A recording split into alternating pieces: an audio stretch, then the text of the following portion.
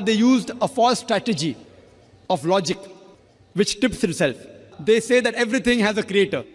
So based on this, they try and prove that everything has a creator, which according to me is a wrong logic. For my own clarity, this is a rather spontaneous question.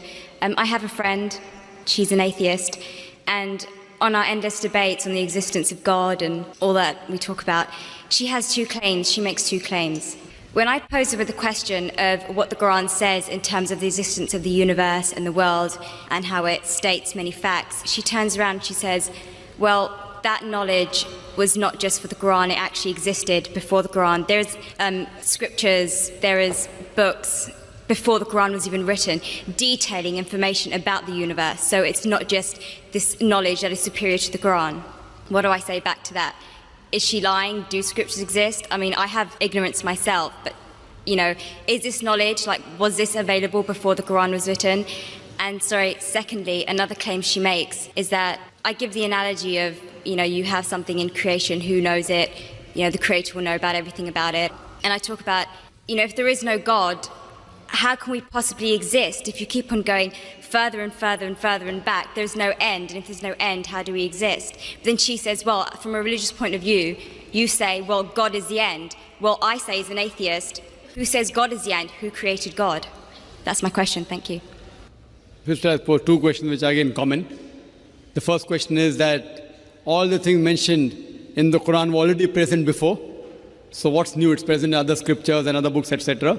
That's the first question. The second question is, who created God?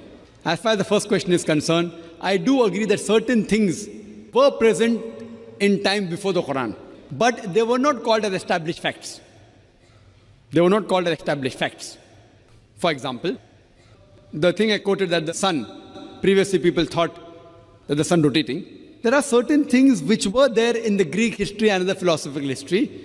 But for example, when the Quran speaks about the spherical shape of the earth, these Greeks, they believed that the earth was spherical, but no one believed in them. So certain facts, not all, a small percentage what the science has come to know today and what Quran mentions were told by people previously, but they failed to realize that the same Greeks mentioned 100 other things which were unscientific. The same Greek even mentioned that the earth was center of the universe, which is totally wrong. So imagine if 100 points are mentioned and Muhammad Sallallahu Alaihi Wasallam picks up one which is correct. That's also not possible. So I do agree with you, sister, that certain things were mentioned before science established as a fact today.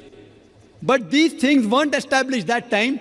And to say that out of the 100 false things they mention, if one thing is right, to pick up the one correct thing is again also not possible. Once it's possible, but not thousands of times, sister. Because only a person who is, even a scientist cannot do that. Only the Creator himself can do, and that's Allah subhanahu wa ta'ala. So I do agree with you, but that portion which has been mentioned earlier in earlier scriptures and other philosophical books is a small portion, but that too, along with that portion, there are other things which aren't scientific mixed with that. Coming to the second part of the question, that who created God? Normally people in Dawah, they used a false strategy of logic, which tips itself. Most of the people, when they try to prove the existence of Allah subhanahu wa ta'ala, they say that everything has a creator. For example, who created this book? How did the book come into existence? Somebody created it. Who created it? And they go back. Where did you come into existence? Who created you? Your father. Who created your father? The grandfather. And then goes to God. Who created this microphone? Created the factory. Who created the factory? And then they try and prove who created the sun? God. Who created the moon? So based on this, they try and prove that everything has a creator, which according to me is a wrong logic. In my strategy, what I spoke today, I never said everything has a creator. That is the atheist who told me that the first person who will tell about the mechanism of this thing is the creator. I never said that. I say every created thing has a creator. But by definition, Almighty God is uncreated. It is like there's a person, suppose my friend, he comes and tells me that my brother John was admitted in the hospital.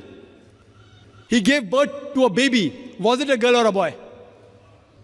Can you guess, sister? Was it a girl or a boy? Brother John gave birth to a baby. Was it a girl or a boy? Brother John was admitted to the hospital. He gave birth to a baby. Was it a girl or a boy? Can you guess? You can't guess. Can anyone guess? How can a man have a baby? So to ask the question, he gave birth to a baby, whether a girl or a boy, is illogical. The same thing, the definition of Allah is uncreated. The moment you say who created Allah, he ceases to be Allah. Therefore, the definition of God is uncreated. Therefore, Almighty God has got no creator, if He is a true Almighty God. Hope that answers the question.